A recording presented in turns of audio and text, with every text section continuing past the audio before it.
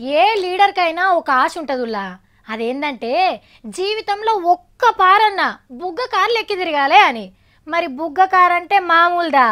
కుయ్యి కుయ్యి అని సప్పుడిన పడితే చాలు రోడ్ మీద ఉన్న వాళ్ళు ఎక్కడోళ్ళక్కడ గప్చుపైపోతారు. ట్రాఫిక్ సిగ్నల్లు, టోల్ గేట్లు, గీల్ గేట్లు జాంతానై రుయ్యమని ఉరుకుడే ఉరుకుడు. కారు మీద బుగ్గ ఎలుగుతున్నదంటే అందులో మనుషులకు గంతిలువ ఉంటుంది. మంత్రులు, కలెక్టర్ల కంటే పెద్ద కొలువు చేసే ఆఫీసర్లకే గీ బుగ్గ కారు సౌలత్ ఉంటుంది.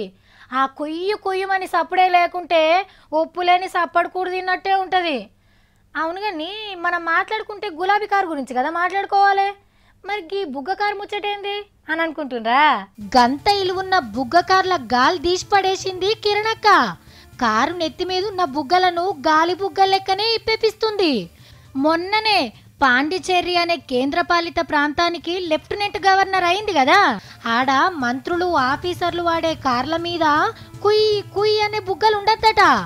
అందరి కార్ల లెక్కనే సాదాగా తిరగలనట. పెద్దోళ్ళు వస్తుండ్రని రోడ్ల మీద కడమ బండ్లు ఆపుడు, ట్రాఫిక్లు బంద్ చేసుడు ఉండొద్దని గీ నిర్ణయం చేసిందట. 108 అంబులెన్స్లు, మంటలార్పే నీళ్ల బండ్లకు మాత్రమే ఎర్ర బుగ్గలు ఉండాలట. మంచి పనే కదా. మనం ఎన్ని మాటలు చూస్తలేము. లీడర్లు వస్తుండ్రని మొత్తం ట్రాఫిక్ ఆపేయంగా. అట్లనే కర్తవ్యం సినిమాల విజయశాంతి లెక్క రౌడీజం చేస్తే తాట తీస్తా, ఆడోళ్ళని షిడాయిస్తే కోదండం ఎక్కిస్తా అని గట్టి వార్నింగ్ ఇచ్చింది. చూస్తుంటే కేజ్రీవాల్ తమ్ముతో వాళ్ళ నడిచినట్టు అనిపిస్తలేదు.